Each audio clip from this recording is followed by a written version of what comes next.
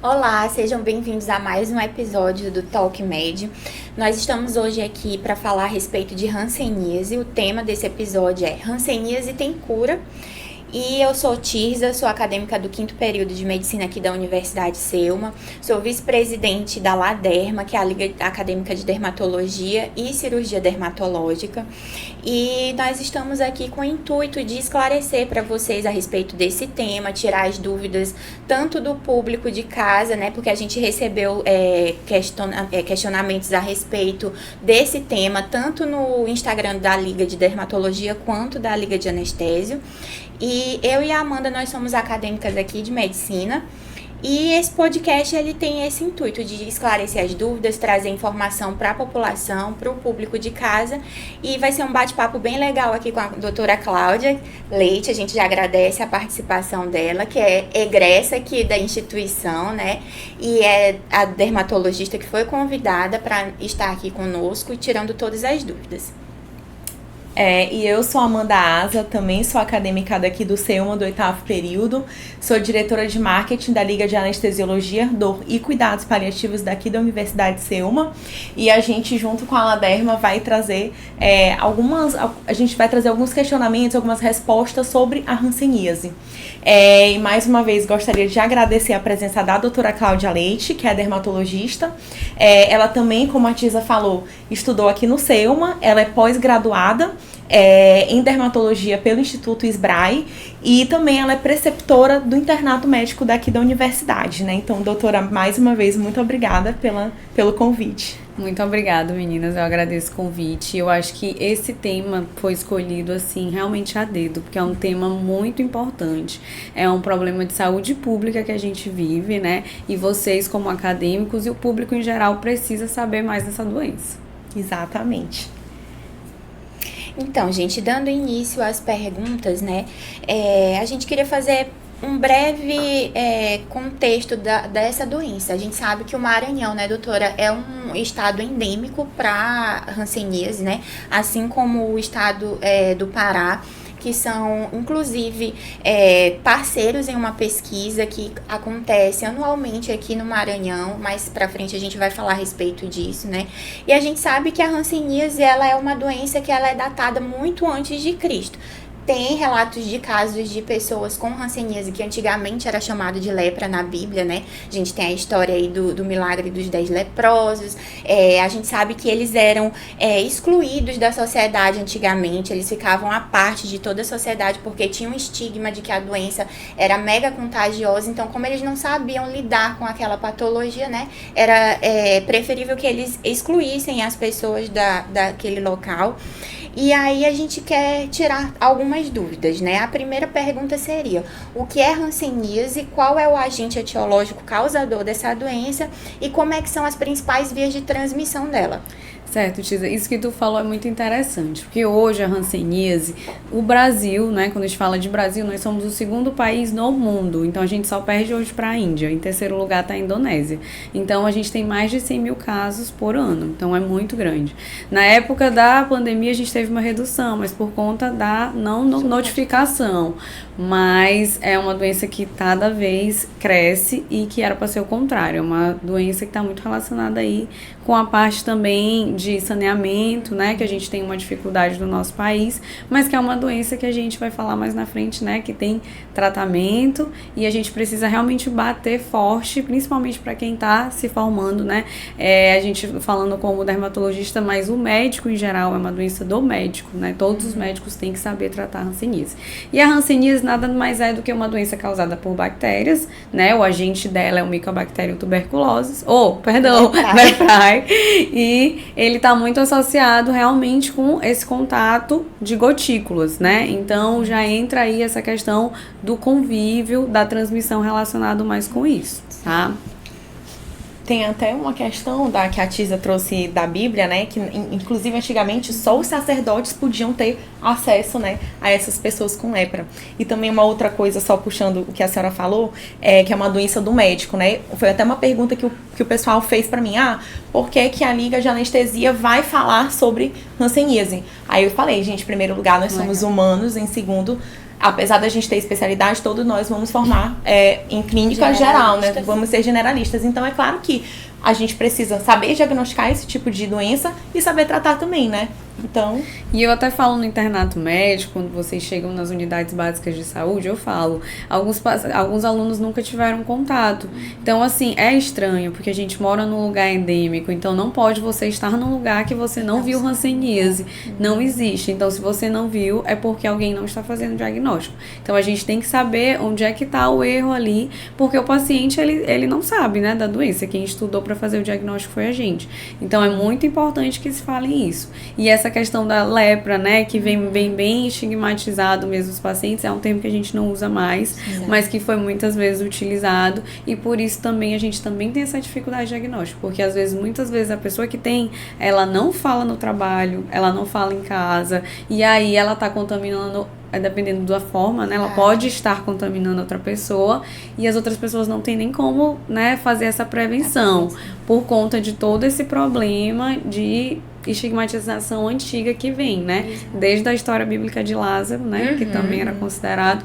Então, a gente vê que realmente tem essa dificuldade. Então, é uma doença milenar, está falando de uma doença milenar, que é inadmissível a gente ter ainda uma grande quantidade no nosso país.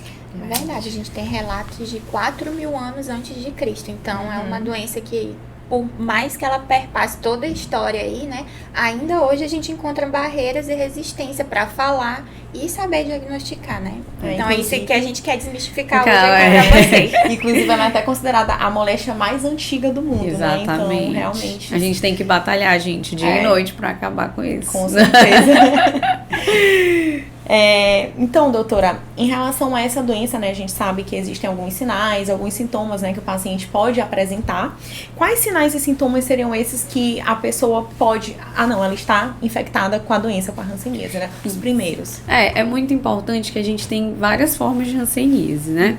Mas o que o público precisa saber em geral é que aquela mancha branca, alguma mancha que você perdeu os pelos, alguma área ali que às vezes nem tem a mancha específica, mas perdeu os pelos, dormência nas mãos, a que a gente chama também de parestesia, né, formigamento, cãibras, tudo isso pode ser um primeiro sinal de hanseníase, porque a gente tem as formas ocultas, que muitas vezes o paciente não tem mancha e ele tá com hanseníase, né, que são as formas neurais, e a gente tem as manchas clássicas, né, ou então, por exemplo, o paciente que a gente classifica ele lá como vichoviano, que ele é aquele paciente infiltrado, tem a face leonina, que é até um clássico, né, quando a gente entra na faculdade, é a primeira foto que tem lá no livro de semiologia.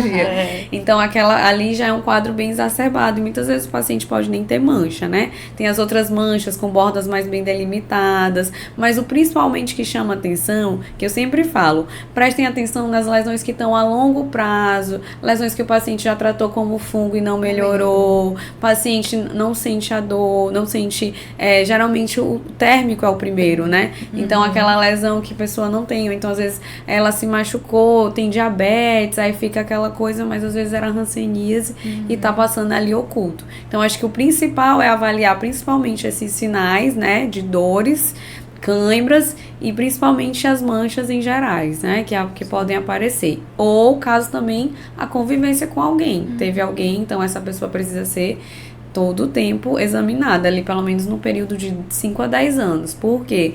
Porque o bacilo, ele é lento, ele é muito lento, então você pode ter se contaminado e 10 anos depois você começar a ter sintoma. Então, se você tem uma história, conviveu com alguém, também é importante, acaba sendo um sinal de alerta, né, para você sempre ficar de olho aí na pele, nessas lesões em gerais.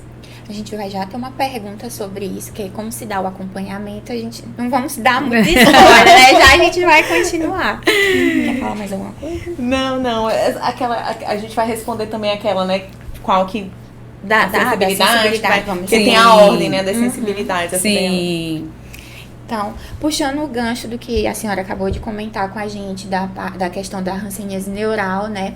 A gente sabe que pode acometer alguns nervos, né? E a pessoa ter algumas deformidades, principalmente na parte inferior, né? Então, tudo isso é examinado.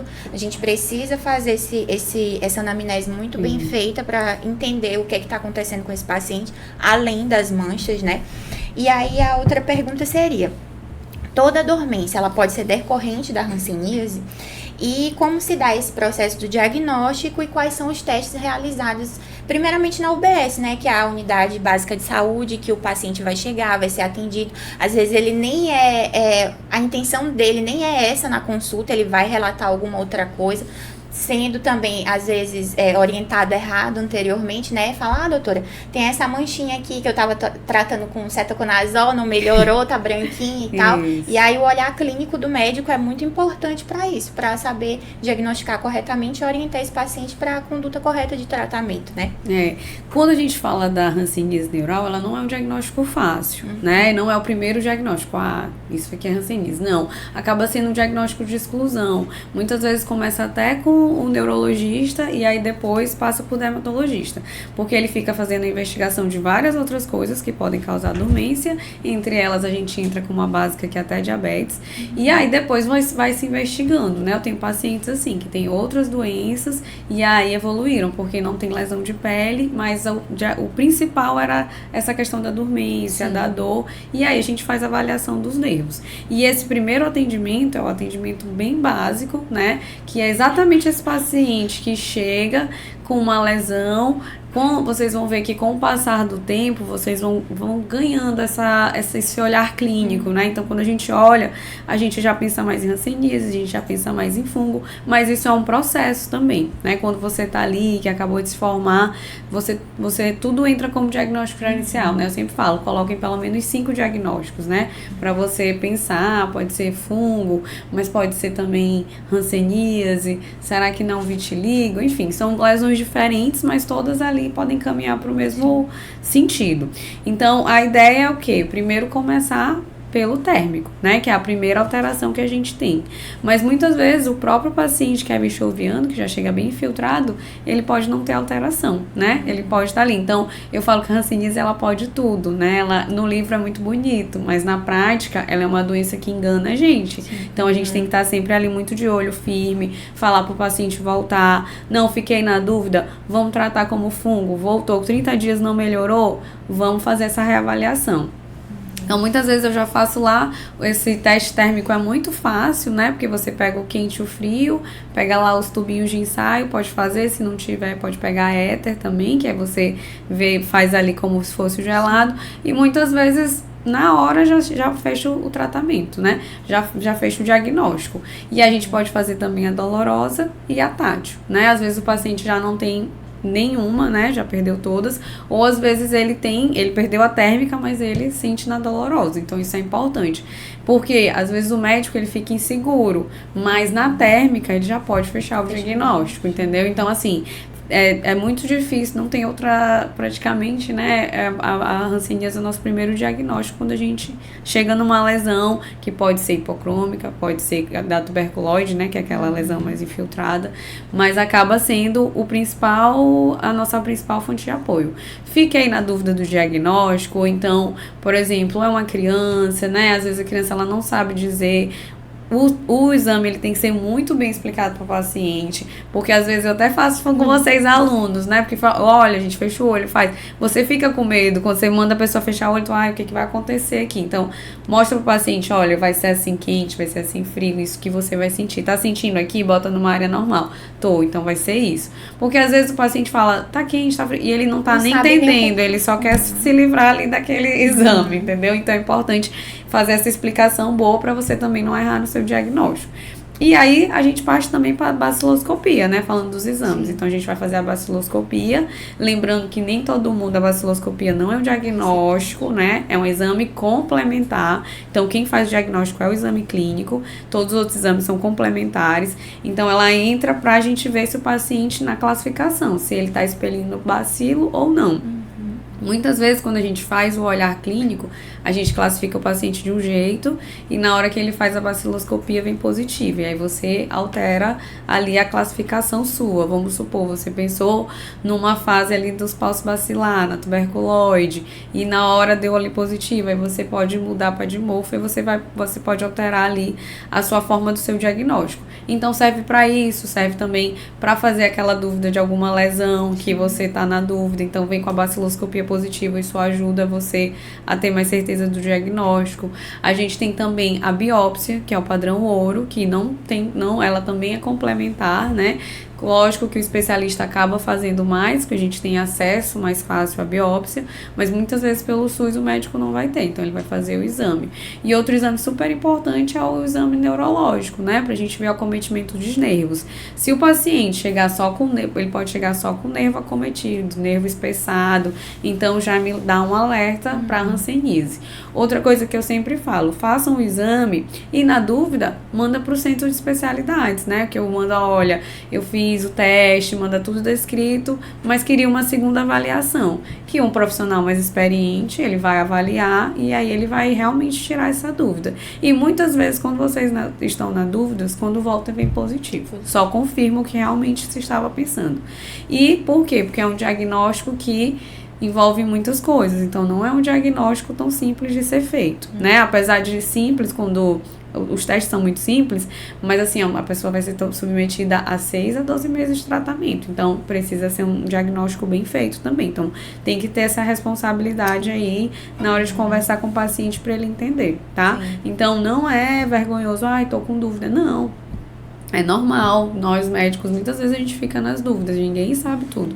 Então é interessante pegar essa segunda informação, quando necessário. Até porque, né, doutora, existe uma gama de diagnóstico diferencial, né, que a gente tem que levar em consideração quando a gente está suspeitando de um paciente que tem hanseníase. Eu até achei muito interessante na sua fala, quando a senhora fala, às vezes a gente tem, pelo menos assim, acho que a maioria dos acadêmicos tende a fazer aquela coisa bem sistemática. O paciente, ele primeiro vai perder a sensibilidade térmica, aí depois vai para dolorosa, aí depois vai para tátil, e às vezes é como a senhora falou, nem sempre o paciente vai vir bonitinho, igual o livro fala. Na verdade, não só na hanseníase, para qualquer doença, né? Então, a maioria das vezes nem vem assim tão bonitinho. Então, realmente, a gente precisa estar atento a esses detalhes mesmo. E uma pergunta bastante pertinente que muitas pessoas fazem se a gente precisa isolar esses pacientes, né, inclusive dos seus familiares, e também se essa transmissão ela pode ocorrer por objetos compartilhados. Isso é muito legal, porque é uma dúvida muito até da população, né? E isso ajuda, né? Ajuda não, faz piorar a doença. Então, muitas vezes a pessoa acha que o contato com aquele objeto, o paciente, a pessoa que não está infectada vai pegar. E não. A transmissão, ela é aérea, né? Então, e assim, você precisa conviver com aquela pessoa. Então, não é aquele convívio rápido, você pegou hanseníase, não é? Geralmente é um convívio prolongado. Então, é por isso que é importante a família inteira aí, as pessoas dos locais de trabalho. Muitas vezes a gente trabalha com pessoas, por exemplo, que são do exército, e às vezes ficam restritas, né, no quartel e tudo lá, e às vezes essas pessoas, elas precisam falar e elas não têm essa abertura para falar, então essas pessoas que ficam em isolamento com outras também tem a chance maior de contato, então é uma coisa que está sempre falado. E assim, é interessante isso, porque uma vez vieram me questionar exatamente isso. Era um paciente que estava fazendo depoimento para a justiça e sabia-se que ele tinha hanseníase. Então, quando ele chegou para dar o depoimento, todo mundo colocou a máscara. Sendo que as pessoas estavam a mais de 1 metro de distância dele. Era um paciente que já estava em tratamento. Então, depois que você começa o tratamento, você não está mais infectando, né? E se você for da forma que infecta, né? Porque as outras formas a gente sabe que a chance é mínima de fazer essa infecção. Então, olha o constrangimento que levou todo esse paciente pela falta de informação da população em geral, né? E aí, então, assim, vocês imaginam, né? Você chegar num lugar e todo mundo botar a máscara. É muito complicado isso. Então, são coisas que são importantes de ser faladas, que precisa realmente de um convívio. E outra coisa super importante, é uma doença que a maioria de nós já teve contato, mas a maioria não vai ter hanseníase. 90% das pessoas não vão ter. Por quê? Porque depende do seu sistema imune, depende da sua genética, né? Então, não é tão fácil assim. Às vezes você vê várias pessoas na família porque está relacionado realmente com a genética. Mas tem que ter um convívio, tem que ter uma alteração realmente da imunidade. Então, às vezes a gente vê associado com doenças autoimunes também. E muitas vezes mais relacionadas a isso. Isso me fez até lembrar de uma história que eu passei na UBS. Eu era acadêmica do primeiro período. Foi a primeira vez que eu tava numa UBS, isso lá em Belém. E aí eu lembro que um dos pacientes que a gente recebeu foi um paciente com hanseníase. Ele tava até com a face um pouco azulada, né, devido ao medicamento que ele fazia. E aí a professora fez, a enfermeira no caso, né, porque a gente rodava com os enfermeiros, e ela fez os testes de sensibilidade, né, pra ver a progressão, né, se o tratamento estava fazendo efeito. E aí ele tava sentado na cadeira, tava com dor na lombar, e aí quando ele se levantou, aí a gente começou a fazer um bate-papo de outras coisas que não tinha a ver com o paciente, e aí eu botei a mão na costa, tipo assim, tô com dor na lombar, aí a professora, sente aqui, Amandinha. Aí eu, não, fiquei com aquela cara assim, não, deixa onde eu tô mesmo. Então existe esse preconceito, né? Imagina a gente, mesmo, claro, eu estando no primeiro período da faculdade, mas já sendo da área mas da tá saúde. perdoada, primeiro período, tá perdoada. Eu tô perdoada. Mas imagina, se a gente até, que às vezes é da área da saúde, nesse primeiro momento, que a gente tá conhecendo a medicina, a gente tem, imagina uma pessoa, né, que não leiga, é, né, que não tem leiga, e às vezes até, claro, as pessoas da família precisam ter esse cuidado, mas às vezes até o familiar, né? Tem aquela coisa exagerada de não. Eu lembro quando a minha irmã tava com catapora, eu tinha 15 anos, ela tava com catapora. Eu não queria olhar. Se eu olhasse pra ela, eu achava que eu ia ficar com catapora, então realmente. Nem associei com o sistema imunológico. Pra mim é porque eu não olhei pra ela, não fiquei doente. Mas isso é muito bom mesmo de falar pra população, porque é a primeira pergunta, inclusive, que às vezes o familiar faz. Doutora, precisa ser uma comida diferente, precisa isolar, como é que funciona? E a gente tem que falar, né? Eu sempre falo que medicina, a gente como médico, não estamos só para prescrever remédio. A gente está aqui para dar informação, fazer diagnóstico. Então, a gente precisa conversar com esse paciente, precisa também chamar a família para que todo mundo entenda, para que não sofra preconceito dentro da família, porque eu acho que esse é o principal impacto que tem na vida do paciente. Se dentro da casa dele as pessoas não querem chegar perto dele, você imagina fora, os da rua, né? E muitas vezes o paciente está cheio de lesão, né? Então, assim, as pessoas, qualquer doença, tem várias doenças dentro da dermatologia que as pacientes sofrem esse preconceito. Um assunto diário, né, que a gente escuta. As pessoas, poxa, doutora, eu sei que não passa, mas aí, né, como a psoríase. Mas as pessoas têm muito esse preconceito ainda que vem historicamente, né, como vocês falaram do início. Então, é muito importante a gente desmistificar. E às vezes essa conversa, por exemplo, desse caso foi num jantar. Então, a pessoa estava contando, aí virou... Inclusive, Cláudia, será que pode pegar? Como é que é essa transmissão? Eu falei, não, olha, o que vocês fizeram não é certo, não foi o correto. Porque realmente o paciente já estava em tratamento, não estava passando. E em segundo momento ele não ia passar mesmo assim, porque ia ser um momento rápido, né? Então, mas é interessante isso, porque eu tô no 5º período, mas desde o primeiro todas as UBS que a gente já passou, sempre teve, no mínimo, um caso, né, a ser atendido por nós e que o paciente já tinha o diagnóstico, ou ele estava recebendo o diagnóstico no momento, né, estava em tratamento, ou iria começar. E algumas vezes as pessoas chegavam e perguntavam, né, os familiares, a gente precisa separar os utensílios dele, preciso escaldar, tem gente até que pensa, né, copo, talher, e aí agora roupa, vou lavar separado, e já fica a informação aí pro público de casa, né, que não precisa desse isolamento, não precisa de toda essa restrição, porque a doença, ela não é contagiosa dessa forma, né. E assim, de acordo com o tipo, né, da hanseníase, se num primeiro momento a pessoa não conseguir pegar logo a medicação, ela pode sim fazer uso de máscara, né? E depois que ela tomar a medicação, a gente já tem essa não transmissão. Certo. Então, doutora, como a senhora estava falando anteriormente, né, a gente já entendeu que a hanseníase, ela é causada por uma bactéria, né, só que ela pode acabar desencadeando uma reação inflamatória que vai atingir os nervos, né. E por conta disso, a gente queria entender mais ou menos como é que são as deformidades causadas pela hanseníase, vai afetar a vida desse paciente, vai deixar ele inválido de certa forma, né, porque a gente anteriormente já até viu algumas fotos, né, que as mãozinhas ficavam em garras, algumas pessoas elas tinham membros amputados, né, por conta dessas deformidades, porque não sabiam tratar, diagnosticar antecipadamente, fazer prevenção. E aí, por conta disso, por ela atingir o sistema nervoso, essas lesões inflamatórias e possíveis deformidades, elas podem ser evitadas? Pode ser evitado. O que a gente faz para evitar é o diagnóstico, né? Quanto mais precoce, mais você evita da pessoa ter sequelas.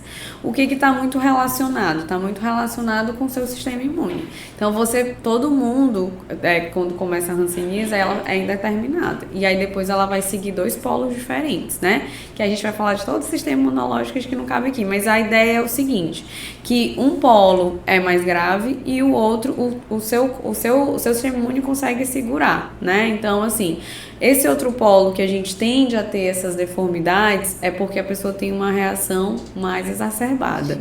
Então, como é que a gente faz para evitar isso? Muitas vezes, se o paciente já tem a lesão neural, às vezes a gente não consegue reverter. Mas lesão neural não significa incapacidade. Incapacidade é outra coisa. Então, às vezes o paciente tem a lesão neural, mas ele com fisioterapia, com a equipe multi, ele consegue ali ter uma melhora da qualidade de vida. Muitas vezes ele tem uma dor crônica ali que realmente, mesmo tendo no final do tratamento, ele não consegue melhorar. Mas é avaliado caso em caso. Aquela mão caída, né, o pé caído, isso já não é tão comum da gente ver, porque hoje a gente consegue tratar, a gente não chega a esse ponto. Mas antigamente existia. O que a gente ainda observa muito, às vezes o dedo engarra, né? Eu tenho um paciente que ele tinha 9 anos e estava com o dedo em garra, ou seja, ali a gente falhou como sistema de saúde, porque ele com 9 anos ele deve ter adquirido ali na primeira infância e aí ele já está com lesão todo, ativa. Né? Então, assim, é um paciente que primeiro eu falo exatamente da hanseníase, não importa a especialidade. Você vai pegar um paciente com hanseníase. Então, ele começou com ortopedista. Ele não começou nem pelo clínico, nem pelo dermatologista. Então, ele veio do ortopedista fazendo toda essa evolução. Então, o paciente que ficou com sequela, a gente não consegue reverter. Quando a gente vê sequela em crianças e adolescentes, é uma falha do nosso sistema, não pode acontecer mesmo, porque é uma doença que tem um curso muito prolongado.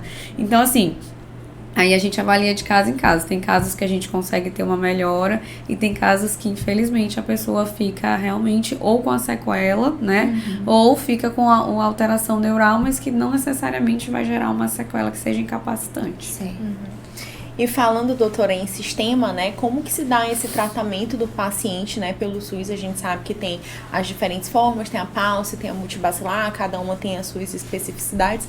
Como que se dá esse tratamento e se o SUS, né, disponibiliza esse tipo de tratamento para o paciente? Isso. Então, o medicamento, ele é totalmente disponibilizado pelo SUS. Então, mesmo a pessoa sendo feito o diagnóstico no particular, ela vai para o SUS, tá? Então, esse é o fluxo, eu sempre falo isso para os pacientes, né? E assim, não se enganem, a hanseníase só tem no público. Não, gente, a gente atende muito paciente também no particular que tem. É uma doença endêmica e o estado do Maranhão é campeão. Então, você vai acabar, uma hora ou outra, vai enfrentar a hanseníase. Então, o que a gente faz? Se o diagnóstico for feito no particular, o paciente vai pelo SUS, a medicação é dada de graça. E se for pelo SUS, independente da área fez no hospital o diagnóstico, eles vão para as UBS, né, que é as unidades básicas de saúde, para pegar a medicação. Geralmente a medicação é feita no mesmo bairro, então se faz um planejamento, né, de onde você mora e a UBS mais próxima, e você vai lá todo mês receber a medicação, né? Tem as doses que a gente chama de supervisionada, que você tem que tomar lá na frente, né, do profissional de saúde, e tem as doses que vão ser em casa. O tratamento é todo feito com antibiótico, né, e tem vários antibióticos, então às vezes se a pessoa tem alergia, tem intolerância, vai se mudando. E aí a gente faz a classificação, né? Faz a classificação de Pulse, que são 6 meses, e tem a classificação do Multi, que são 12 meses, um ano de tratamento. Sendo que isso pode se estender. Então, se a pessoa faz o tratamento 6 meses, a gente pode estender até 9 meses, porque pode ter algumas faltas, algum desencontro aí pelo caminho. Que não é o ideal. O ideal é que a pessoa tome a medicação certinha. E o tratamento de 12 meses, ele pode se estender até 18 meses. tá? Que aí a gente tem. Fora disso, se o paciente passar disso, a gente bota ele como abandono. E aí tem que resgatar esse paciente e iniciar o tratamento. E eu já tive pacientes assim. E a grande dificuldade é essa, pela estigmatização da doença. Por quê? Porque eram jovens. E o jovem, ele não vê sentido dele estar tomando aquilo. A pele dele escureceu, ele não tá legal, ele tá achando chato. Eu já tive até um caso desse, desculpa ele interromper, mas eu tive um caso desse na UBS, que já era a segunda vez que a pessoa estava fazendo tratamento, né? E ela sempre pausava porque escurecia muito a pele e ela ficava muito incomodada. E ela relatou pra gente que ela sofria, né, preconceito porque a pele já estava ficando muito escura, ela não se sentia à vontade para estar saindo, geralmente usava manga comprida. Então, é tudo isso que a gente tem abordado aqui. Sim. Preconceito, prevenção, saber diagnosticar, saber orientar seu paciente. Porque um paciente desse largar o tratamento, ele tem que ver que ele vai ter mais prejuízo do que benefício, né? E acontece, assim, nesse caso dos meus pacientes, quando voltou no segundo retratamento, já estava com lesão, né? Com deformidade. Então, assim, a gente mesmo chamando a atenção, mas infelizmente a gente não tem como, né, segurar a pessoa para tomar, mas a gente tem que dar essa orientação. Muitas vezes eu falo assim, olha, é 1 ano perto de uma vida inteira tranquilo, do que você ficar todo o tempo fazendo. Aguente aí, vai ser 1 ano difícil, mas a gente vai conseguir juntos. E depois, no final, as pessoas ficam, realmente, doutora, deu tudo certo, eu tô feliz, eu tô melhor, porque você vê a melhora do paciente, né? Então, eu acho que tem que realmente fazer essa conexão com o paciente, é muito importante. Para que ele sinta segurança em você e ele volte a fazer o tratamento dele. Até porque, né, às vezes, quando o paciente, ele abandona no meio do tratamento, claro, por esses motivos que geralmente são associados à cor avermelhada ou azulada da pele, às vezes ele tem que retomar o tratamento todo de novo, voltar desde o início. Então, assim, você volta para estaca zero e faz com que aquele paciente fique mais suscetível a mais, enfim, né, esse tipo de problema que são efeitos colaterais das próprias medicações, né? Esperado, né? Então tem que explicar tudo isso para o paciente logo desde o início, né? Para ele saber o que ele vai enfrentar, né? Durante o tratamento. Não é pensar, apareceu do nada, a pele ficou mais escura. Por isso a importância da conexão do médico e o paciente, né? Esse vínculo é muito importante para o sucesso do tratamento, né? Doutora, e a senhora estava comentando ainda agora um caso, né, do seu paciente de 9 anos, que já estava com uma certa deformidade, né, teve a lesão. A gente sabe que tanto crianças quanto gestantes, eles são um mundo à parte, né, são um grupo especial que merecem uma atenção. E aí a gente está falando sobre tratamento. As crianças e as gestantes, elas têm um cuidado específico, elas podem fazer esse tratamento? Como é que é o cuidado com esses dois grupos? Não, tratamento também segue deles normal, né? Pode fazer mesmo gestante. A única medicação que às vezes ela pode causar uma interferência nas últimas semanas da gestação é a rifampicina. Mas mesmo se causar algum sangramento, alguma coisa, pode fazer a vitamina K. Então a gente faz só essa associação. Todas as outras medicações podem ser prescritos, no próprio manual ele fala em relação também à amamentação, mas pode ter essa questão também da cor, né, que pode alterar, então tem que só falar pro paciente se acontecer. Muitas vezes o que eu às vezes eu não falo, né, eu espero o paciente voltar e ele me questionar, e aí você fala, porque muitas vezes tem um efeito psicológico, porque você fala, pode escurecer sua pele, a pessoa fica esperando, e às vezes nem acontece com ela, né, geralmente a maioria dos pacientes vai acontecer, mas tem esse efeito psicológico, então às vezes eu não falo, né? Mas aí, geralmente, nos 30 dias eu marco o retorno, porque eu quero ver como é que o paciente está, para ele me questionar tudo o que aconteceu durante a tomada das medicações. Porque algumas medicações, elas não vão fazer o efeito logo na primeira semana. Demora uns 30 dias para fazer algum efeito colateral. Que aí, quando a gente observa, né? Se vai ter alguma alteração, alguma especificação. Mas em relação a gestante e criança, o tratamento já é bem estabelecido, né? Tem as diretrizes, né, do Ministério da Saúde, é tudo muito bem estabelecido. E se esse paciente, né, ele começa o tratamento e abandona, o que pode acontecer com ele? Aí a gente precisa ir atrás desse paciente, né? A gente tem todos os dados, então quando você recebe o paciente, a notificação é obrigatória. Então você coloca onde ele mora, tudo, pede telefone, geralmente a gente bota até 2 telefones. E aí, se esse paciente abandona, é uma obrigação do serviço de saúde ir atrás dele. Eu já tive uma paciente que ela era moradora de rua, ela estava no abrigo, e durante o tempo que ela estava gestante, ela fazia o tratamento com a gente. Só que depois, né, que terminou a gestação, pré-natal, ela sumiu e ela não concluiu o tratamento, porque na verdade o diagnóstico dela foi feito já na metade da gestação.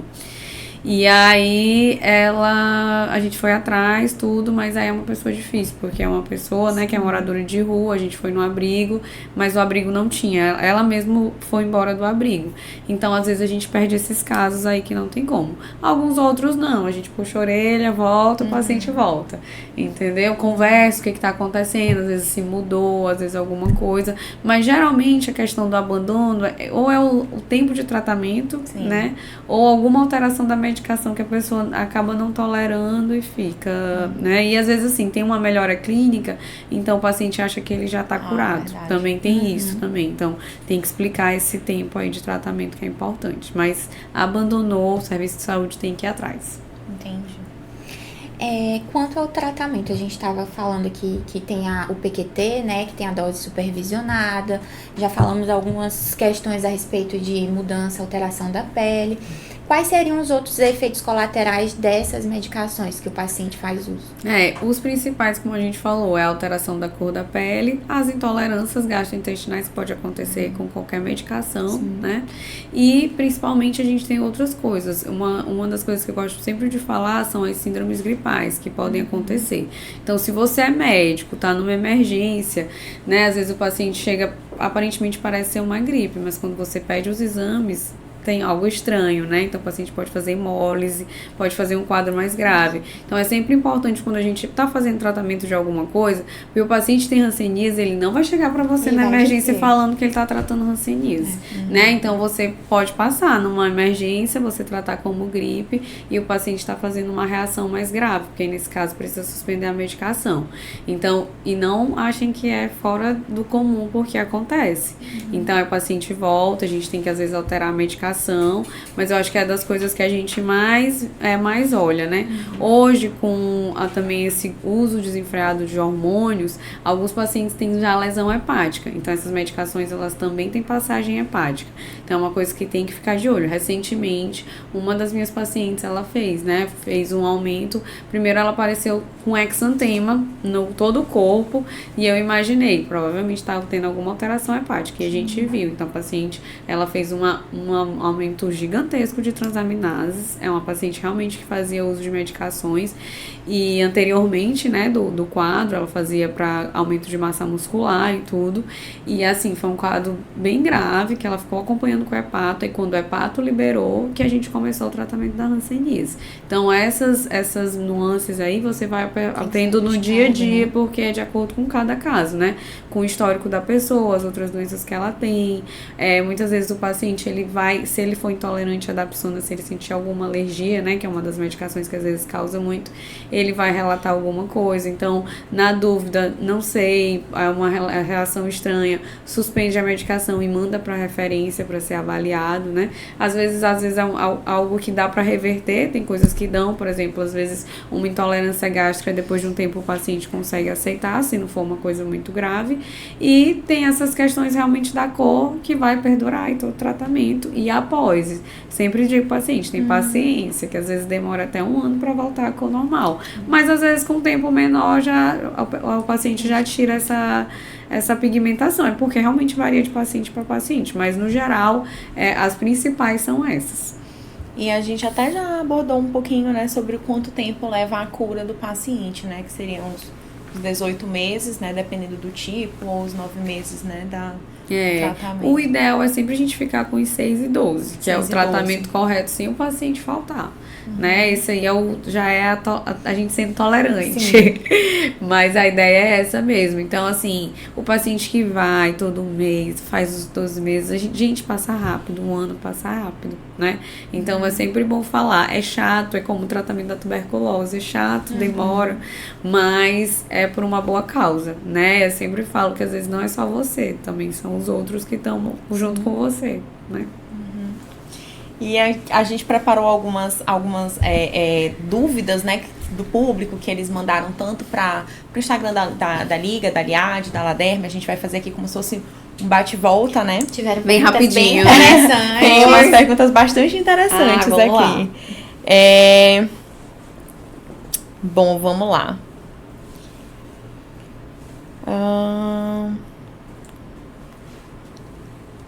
Problemas técnicos. Falha nossa. Depois da instalação de déficits neurais, é possível reverter?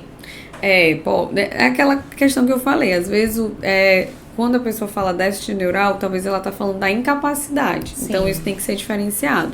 Às vezes o déficit neural a gente não consegue reverter, mas se for uma incapacidade pode sim ter uma melhora, mas aí tem que ter o acompanhamento realmente multidisciplinar. Quais as complicações da doença?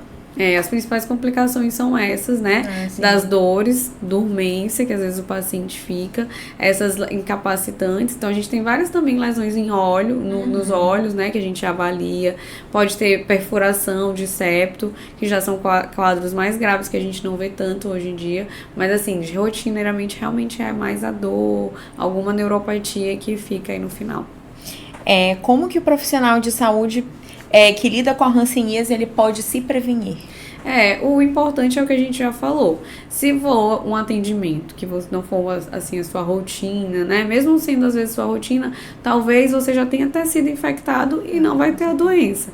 Mas o uso de máscara é o principal, acho que nossa principal arma de prevenção.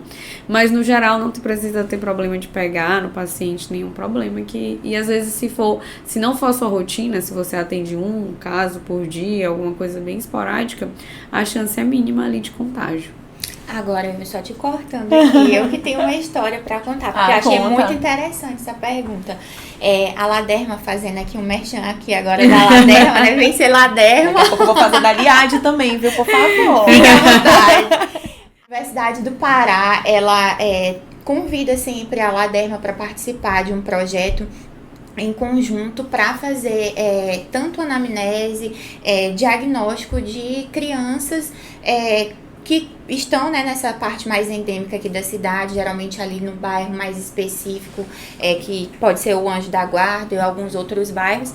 E a Liga, ela foi convidada e um dia eu participei, né, que eles passam aqui uma semana fazendo esse projeto. E aí a minha pergunta pro dermatologista que eu estava acompanhando era essa, porque a gente foi para uma escola, a gente ia fazer toda a avaliação das crianças que estavam matriculadas lá e dos pais, né, pais e parentes mais próximos que estavam dividindo a mesma residência. E aí, como o número de alunos, né, e pessoas que a gente atender era bem alto, fazer todo o teste com microfilamento, fazer sensibilidade, né, eu perguntei assim pra ele: doutor, a gente precisaria aqui tá com máscara, luva, alguma coisa do tipo? Ele disse: não precisa preocupar, porque não vai ter essa transmissão, você tá se expondo somente hoje. Mesmo eu que fico constantemente atendendo esses pacientes, entrar naquela questão que a senhora falou, a gente é imunocompetente, tem a questão da genética, então ele deixou a gente bem tranquilo, né? Não só eu, como os outros acadêmicos que estavam participando do projeto, né? Isso é uma dúvida bem bacana, acho que faz parte a gente expor as nossas vivências, né, aqui, falar que a gente tem essas dúvidas, a gente não precisa ter vergonha de perguntar, né? E foi um caso bem interessante. A gente analisou ali dentro da escola para mais de 50 crianças e muitos tinham diagnóstico confirmado de hanseníase, outros estavam em tratamento e outros já estavam sendo diagnosticados naquele momento. E é uma coisa assim que não é rápido, né? É uma consulta bem demorada. Sim, imagina aí, você analisar várias crianças e pais é um processo bem... Porque o diagnóstico da criança é mais difícil, sim, né? Pela questão dos testes. Exato, e tudo. Exato, a criança se concentrar, tu não induzir. Tá quente, tá frio, tá sentindo, não tá sentindo. Então, é um trabalho bem atencioso. Não, é verdade. Inclusive, eu já tive um paciente que ele veio com uma lesão, né? A lesão dele era esbranquiçada, assim, né? Lesão branca. E aí... isso é muito importante, né? Eu acho que é uma coisa que está se perdendo na medicina. Você conversar com o paciente. Apesar de ser básico, as pessoas não fazem isso, muitos médicos, né? Então, assim, eu falei, tá, e essa sua mancha, mas começou como? Usou como? O senhor trabalhava em quê? Ah, doutora, eu trabalhava no Centro de Referência de Hanseníase. Há mais de 10 anos. Então, assim, ele tem o fator diagnóstico. Então, quando eu fui fazer o teste, eu já estava quase que induzida que era hanseníase, porque ali é muito difícil, a lesão muito característica. E ele não tinha nenhuma das sensibilidades, nem térmica, nem dolorosa, nem tátil. Então, a gente já fechou o diagnóstico ali mesmo. Né? Então, assim, pode acontecer também, apesar da pessoa ser imunocompetente, se ela tem aquela, porque ali ele tinha um público muito grande, ele trabalhava na recepção, então ali ele acabava tendo um contato maior, mas assim, demorou 10 anos aí pra ele desencadear. Então, assim, se quiser pelo menos ter uma proteção, eu acho que a máscara é indicado. Mas muitas vezes, gente, o profissional da saúde, a grande maioria já teve contato com bacilo. É difícil não ter tido, né? Porque a gente, depois da pandemia, que todo mundo começou a ter essa coisa de usar a máscara, mas muitas vezes a gente não usava, né? Assim, exceto no ambiente hospitalar, né? Mas muitas vezes dentro do ambulatório gerava até uma estranheza pro paciente, né? Teve mais uma pessoa que falou aqui. Lesão macular hipocrômica bem delimitada. Eu penso em MHI ou MHT, né? Que é indeterminado tuberculose. Isso. A lesão bem delimitada, que tem a borda bem elevada, a gente pensa mais em tuberculose. Então, assim, sem ver a lesão, né? Mas apostando aí só pelo que a pessoa tava falando, tuberculose, tá? Porque a lesão indeterminada é aquela lesão que não tem a borda muito bem delimitada, é uma mancha branca, meio inespecífica. Então já fica ali mais na dúvida. Tem a possibilidade da doença ser assintomática? A gente até viu que já, né? Sim. Acontece. Foram essas. Ah, não, tem mais aqui. Gostei, as perguntas foram bem interessantes. Boas, Deixa eu ver. Porque muitos a gente já... mas essa aqui é legal. Quais os principais conceitos errôneos sobre a hanseníase? Eu acho que o principal a gente abordou, a contaminação, né? Sim. De você pegar sem ter esse convívio. E eu acho que da doença não ter cura, né? Então, alguns pacientes falam, hanseníase, doutora, mas não é aquela lepra? Eu falei, não, a gente não usa mais esse termo, mas é a mesma doença, mas não existe mais aquela dos filmes que a pessoa caiu o nariz, né? Aquela coisa dramática, não tem mais isso. Então, eu acho que é muito desse erro da contaminação, se pega no contato. Eu acho que é uma das coisas mais erradas aí que são difundidas da doença. Quais as tecnologias mais recentes no diagnóstico da doença? A gente tem uma ótima que é o teste rápido, né? Sim. O teste rápido, só que ele não faz diagnóstico. O teste rápido, ele é para avaliar os contatos, né? Mas ele é o primeiro teste que está sendo feito no Brasil, né? Então, o Brasil é pioneiro, aí a gente tem essa vantagem. E aí vamos ver, né? Porque, na verdade, a pessoa que não tem a doença, ela pode dar positiva. Então, ela pode ser Então, por isso que ela é mais para quem tem o contato. Acaba não sendo tanto no diagnóstico. Mas outra coisa que a gente usa no diagnóstico, o ultrassom. O ultrassom pode ser feito, por exemplo, para avaliar nervo tanto mais profundo, né, quanto periférico, então pode ser feito. Então a gente tem outros artifícios. Tem o PCR também, que pode ser coletado, e ele também está mais relacionado com quem já tem um convívio, né, com a doença. E uma coisa importante que eu acho que faltou a gente abordar foi a questão da vacina, como prevenção. Sim, verdade. A vacina, então assim, vamos supor, você teve contato com alguém que teve diagnóstico de hanseníase. E agora, o que eu faço? Você vai procurar um profissional, um médico, né? Ou dermatologista, ou vai numa unidade básica de saúde. E aí você vai ser avaliado. Vai ver se tem alguma mancha, alguma lesão de nervo. Tá tudo certo, não tem lesão, você pode tomar uma dose da vacina BCG, se você tiver só uma marca. Se você já tiver duas, não toma nenhuma. Se não tiver nenhuma, toma, certo? Então, sempre a pessoa vai tomar. Ela só não vai tomar se ela já tiver duas marcas, tá? E lembrar que a vacina não é que pra você não ter a doença, é pra prevenir das formas mais graves. Tem uma bem interessante também aqui, que é quais os desafios sociais do paciente com hanseníase, como fica o impacto na saúde mental dele e como conduzir esse aspecto. Bem legal essa. Essa foi muito interessante, gostei dessa. Gente, a saúde mental hoje, eu acho que é uma das coisas principais, né, pra todo mundo. Em voga, né? E pro paciente que tem hanseníase também, porque na hora que você faz esse diagnóstico, mexe muito com a cabeça da pessoa, porque ela tem que chamar outras pessoas. Nossa, eu posso ter contaminado outras pessoas. Então é um turbilhão de coisas. Então eu acho que a gente, como médico, a primeira coisa é sentar e acolher o paciente. Eu trabalho muito isso com a minha equipe, da gente fazer esse acolhimento, porque muitas vezes não é você saber a medicação, a dose, não é isso. É você falar, olha, você tá aqui, mas você tem uma doença que você recebe o remédio de graça e a gente vai ajudar você na cura, né? Então, eu acho que essa questão mental, porque se você fizer essa primeira conexão com o paciente, você consegue pra ele aderir durante todo o tratamento. Vão ser todos? Não, né? Porque nem todo mundo vai, às vezes, se conectar com você. Mas, na grande maioria das vezes, você consegue. Por quê? Porque o paciente entende que a doutora está preocupada com ele. Então, ele entende da gravidade e da seriedade da doença. Então, eu acho que essa primeira conexão, esse acolhimento, entender a pessoa, né? Tem paciente que chega e fala, doutora, eu não vou contar pra ninguém. Porque não sei o quê. Então, no primeiro momento, eu não... Calma, deixa a pessoa tratar. Quando ela já vem no segundo mês, ela já vem melhor. Eu falei, olha, eu preciso ver sua família e tudo. Aí a pessoa já tá mais aberta. Não, doutora, tudo bem, eu já falei pra eles e tal, tô tomando remédio. Então eu acho que tem que ser, às vezes, abordado aos poucos. Então se você, às vezes, quer muito rápido, né? Eu acho que os adolescentes são os mais difíceis mesmo, por conta... Eu falo muito pros alunos, assim...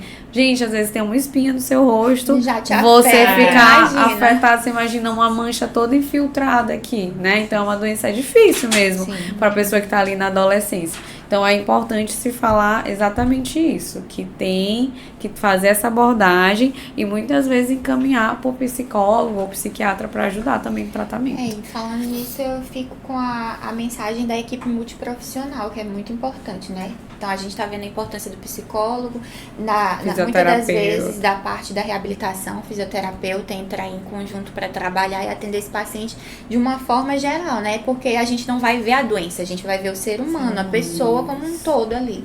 A equipe de enfermagem, né? Que é muito importante também nesse contexto. Mas realmente fazer toda essa conquista com o paciente para ganhar a confiança dele vai realmente fazer com que ele adira o tratamento, né, de maneira mais eficaz. E isso é importante, porque você acabou de fazer o diagnóstico, aí ele vai falar, nossa, mas a doutora botou um quente e um frio, e é isso, eu vou fazer um tratamento de 12 meses, 6 meses, então isso precisa gerar essa conexão, porque senão o paciente ele pode até tomar o primeiro mês, mas talvez ele não volte. Então precisa entender. Então, às vezes, quando eu vou também passar a baciloscopia, eu falo, olha, pode vir negativo. O fato de vir negativo não quer dizer que você não tá com a doença, tá? Tem que falar. Importante.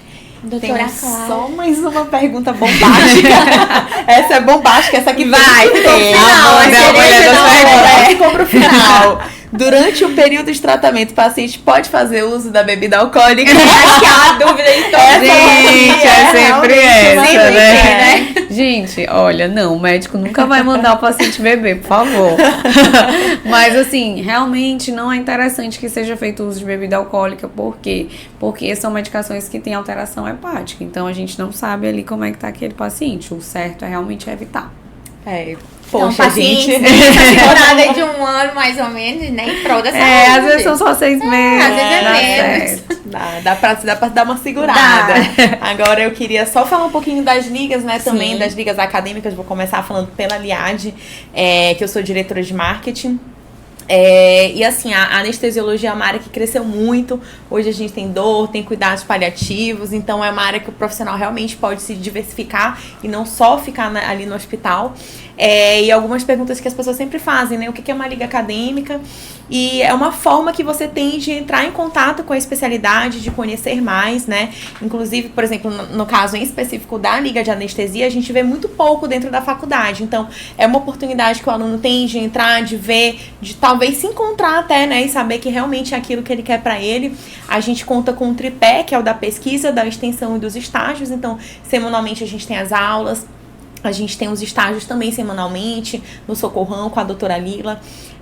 Então, assim, eu faço até aqui um convite para as pessoas que têm interesse em entrar na liga, por favor. A gente vai abrir seletivo semestre que vem. Já fazendo Já aqui tá fazendo a propaganda. Aladerma. Então, a gente também quer falar sobre a Aladerma, né, que é a Liga de Dermatologia Clínica e Cirúrgica aqui do Selma, uma liga extremamente ativa. Inclusive, a doutora Cláudia, ela nos acompanha, a gente vai fazer estágios também, que ela é a nossa supervisora, né, a gente atende muitos pacientes aí, tem contato direto com as patologias, porque hoje em dia o pessoal tá pensando assim, dermatologia é só creme, é só injetáveis, é só botox e aqui, ó. A gente sabe, né, doutora, que a dermatologia é um mundo, mais de 2.000 tipos de diagnósticos diferenciais. Então, uma das grandes áreas da medicina, viu, gente? Não é só creminho. Então, quem pensa, né, que é só injetáveis, botox só hidratante, né? Boquinha aqui, o botox tá errado. A gente contempla isso também, né, mas a gente tem muito embasamento dessa parte clínica das patologias e a gente também faz estágios, pesquisa, extensão, estamos sempre dentro dos congressos, sempre apresentando trabalhos, fazendo a parte de pesquisa também. Então fica o convite, siga a Laderma, @LadermaSelma e vem ser Laderma. E a de Selma, @Selma, tá, gente? Elas estão marqueteiras, claro. Tem que curtir as duas. Mas, doutora, eu gostaria muito de agradecer em nome da Liade, por ter aceitado o nosso convite. Eu acho assim que a gente falou de tanta coisa, né? Tantas nuances de uma doença que é endêmica. É importante a gente conhecer, saber diagnosticar, saber tratar, porque como a senhora falou no início, esse paciente vai chegar e a gente precisa saber estar preparado, né? Principalmente aqui na nossa região, no Pará, no Maranhão, então é muito importante, é um tema super relevante, e assim, eu acho que a senhora esclareceu muito, isso aqui pra mim foi mais do que uma aula, foi magnífico. Ai, tirei todas as minhas dúvidas e com certeza o pessoal de casa também, gostaria até de agradecer também um colega meu que eu sei que tá assistindo, Alexandre Vidal, um beijo pra você do 8º período. Ajudou muito, muito a gente aqui. E, doutora, a gente quer lhe agradecer por essa participação nesse episódio. Pedir também, né, que quem não conhece o trabalho da doutora, siga @doutora Cláudia Leite, né? Ela é sensacional, atende aqui no Maranhão, mas tem teleconsulta também, né? Sim. Hoje essa barreira da medicina, né, depois da pandemia foi quebrada, então à disposição a doutora Cláudia Leite aqui do Brasil inteiro, gente. Por favor, pessoal do Pará, meu Pará, por favor. Referência aqui também, né, no tratamento de hanseníase. A senhora trabalha numa UBS, né, que é referência para o tratamento, né, de hanseníase. E a gente lhe agradece muito em nome da Laderma e da Liade. E foi um prazer ter a senhora aqui conosco hoje. Gente, olha, um prazer vocês das ligas, né? Assim, já agradecer, mas também parabenizar vocês, porque é um trabalho muito legal de levar realmente informação para as pessoas, é importante. E assim, eu achei legal ser hanseníase, porque tem tantos temas, né? Sim. E às vezes hanseníase é um tema que fica ali de lado. E é super importante que ele seja valorizado mesmo, principalmente para quem está se formando como médico, para a população em geral, que hoje a população ela tem um esclarecimento. Muitos pacientes já chegam, doutora, será que é aquela doença, hanseníase? Então, assim, eu achei muito legal a valorização do tema e, assim, vocês estão realmente de parabéns, né? Fico super disponível aí quando precisarem e é um tema que eu gosto muito, porque eu acho que a gente faz um impacto muito positivo na vida do paciente dando esse diagnóstico. E o que eu acho mais legal de tudo é o diagnóstico, né? Porque vocês às vezes estão olhando, era isso, professora? Era. Então você vê como é médico que não é uma coisa tão difícil de fazer o diagnóstico, que você pode fazer mais vezes, né? Vão ter casos complicados, mas o mais importante também é que a população saiba e desconfie e também vá às vezes questionar, não deixar aquela mancha lá passar, aquela lesão passar, muitas vezes despercebidas. Então, parabenizar vocês também por levar esse acesso, essa informação para o público, viu? Obrigada, muito obrigada, doutora. Então encerramos aqui o episódio. Encerramos aqui o episódio de hoje, que foi hanseníase tem cura. A gente espera que todas as dúvidas, né, a maioria tenha sido sanada, que as informações que nós tentamos reunir, trazer para vocês tenham sido muito pertinentes. E espalhem essa informação, né, na comunidade de vocês, dentro da comunidade acadêmica e na população em geral. E a gente espera que os estigmas, né, tenham ficado para trás, essas barreiras tenham sido quebradas e que a gente saiba entender essa doença, acolher o paciente e encaminhar ele para o centro de referência correto para que ele dê continuidade no tratamento dele. E lembrando, né, que esse vídeo será gravado no canal do YouTube do TalkMed, então vocês podem seguir, curtir o canal, seguir também o Instagram, @TalkMed, né? @TalkMed, sigam e por favor curtam as nossas fotos. E é isso, gente. Muito obrigado, um grande beijo. Tchau, doutora. Tchau.